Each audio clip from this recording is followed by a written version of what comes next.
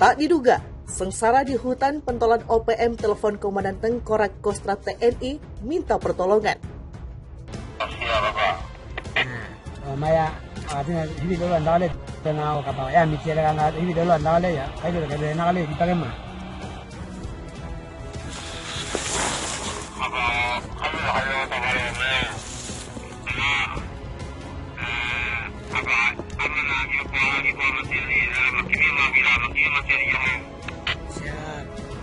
Siap, itu.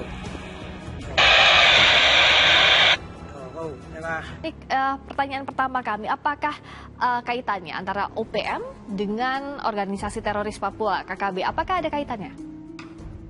OPM singkatan dari Organisasi Papua Merdeka yang berdirinya tanggal 28 Juli tahun 1965 di kota Manokwari, Arfai. Itu OPM yang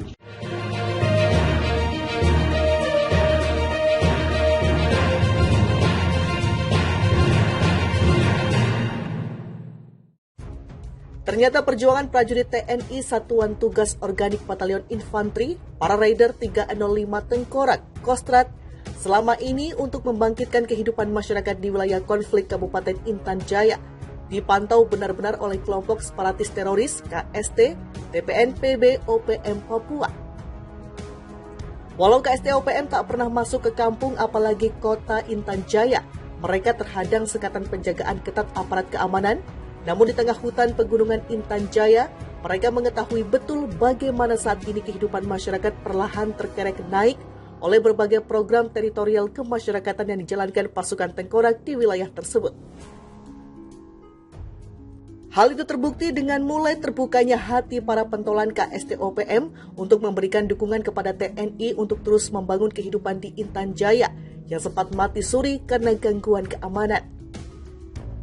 Bahkan belum lama ini seorang pentolan OPM, yaitu Hengki Sani, tanpa sepengetahuan pasukan Tengkorak tiba-tiba secara sukarela membantu menyediakan kayu bakar untuk kebutuhan dapur bagi kesatria dari Karawang. Padahal selama ini Hengki Sani terkenal beringas dan kerap mengganggu aparat keamanan. Dan yang terbaru, dari Komandan Satgas Organik Yonif PR 305 Tengkorak, Letnan Kolonel Infanteri Andriansyah alias Raja Aibon Kogila, Hengki Sani mendadak menelponnya. Mau apa pentolan OPM itu menelpon Raja Aibon Kogila? Jadi ceritanya beberapa hari lalu saat sedang berdiskusi dengan Kapten Infanteri Puji dari Satgas Elang dan para perwira pasukan Tengkorak, seperti Mayor Infanteri Anjas, Kapten Infanteri Poltak, Kapten Infanteri Suryo, dan Letu Jevi, tiba-tiba handphone Raja Aibon Kogila berdering. Dan sangat mengejutkan, tak disangka-sangka yang menelpon itu adalah Hengki Sani. Dalam komunikasinya, Hengki menyampaikan ucapan terima kasih dirinya kepada Raja Aibon Kogila karena pasukan Tengkorak telah memperhatikan nasib masyarakat dengan baik. Hengki juga menceritakan bahwa ia secara diam-diam sering turun gunung dan masuk ke Intan Jaya untuk ikut bermain voli di lapangan yang dibangun pasukan Tengkorak di Kompleks Ceria Kampung Sambili. Hengki Sani merasakan kehadiran para kesatria Tengkorak banyak membantu masyarakat Intan Jaya, tulis Raja Aibon Kogila. Selain itu, Hengki Sani mengutarakan niatnya untuk meminta pertolongan dari Raja Aibon Kogila. Ia sedang mengalami kesulitan ekonomi jelang perayaan Natal. Hengki tak punya uang untuk ikut patungan ke gereja. Beberapa jam setelah komunikasi itu, Osea Sani, tokoh pemuda Mamba, menemui Raja Aibon Kogila. Dari Osea Sani didapatkan informasi bahwa ternyata Hengki Sani merupakan orang yang taat dan rajin beribadah ke gereja setiap pekannya. Begitu juga dengan pentolan-pentolan KST lainnya seperti Panglima Kodam, TPNPB OPM, Sabinus Waker, Wakil Gupsi Waker, dan Angin Sege. Hal itu berbeda dengan Ondius Kogoya, Apin Kobogau, dan kelompoknya. Terlebih Undius dan kelompoknya memang sudah dianggap sebagai teroris oleh kelompok Sabinus Waker. Karena selalu membuat keonaran, mencuri babi masyarakat, bahkan terkadang memperkosa istri masyarakat, tulis lulusan Akademi Militer 2004 Arupadatu itu. Karena iba dengan kondisi Hengki Sani yang sengsara di hutan, ditambah lagi pentolan KST OPM itu sudah mulai sadar akan kesalahan dirinya, serta telah membantu prajurit TNI akhirnya Raja Aibon memutuskan memberikan bantuan kepada Hengki Sani melalui Osea Sani. Bantuan itu bukan untuk dipakai oleh Hengki Sani, tapi harus diserahkan langsung kepada panitia Natal di gereja Ugimba. Ini kalau Hengki tipu, nanti Tuhan marah. Saya tidak suka kalau ada yang tipu. Kalau orang baik, kita baik.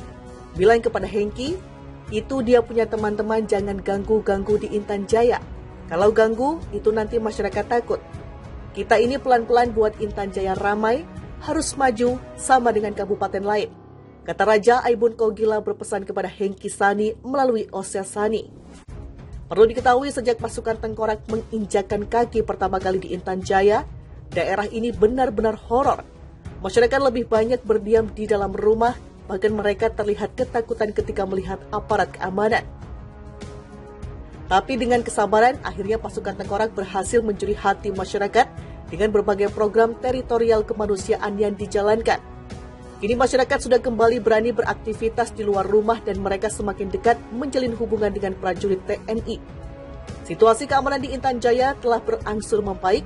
KST OPM tak berani lagi masuk ke Intan Jaya untuk meneror masyarakat karena semua akses turun gunung telah dijaga aparat keamanan.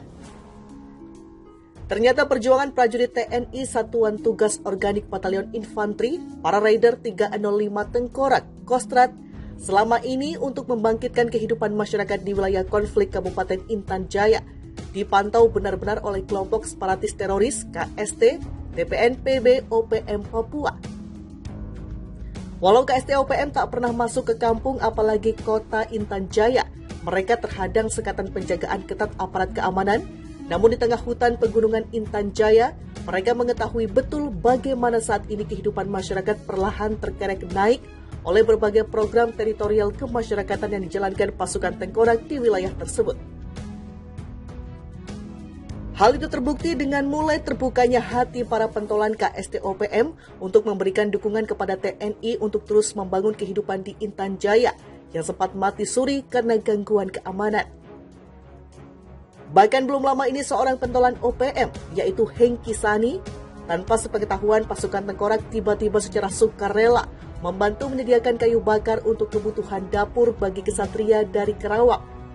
Padahal selama ini Hengki Sani terkenal beringas dan kerap mengganggu aparat keamanan. Dan yang terbaru, dari Komandan Satgas Organik Yonif PR305 Tengkorak, Letnan Kolonel Infanteri Andriansyah alias Raja Aibon Kogila, Hengki Sani mendadak menelponnya. Mau apa pentolan OPM itu menelpon Raja Aibon Kogila? Jadi ceritanya beberapa hari lalu saat sedang berdiskusi dengan Kapten Infanteri Puji dari Satgas Elang dan para perwira pasukan Tengkorak, seperti Mayor Infanteri Anjas,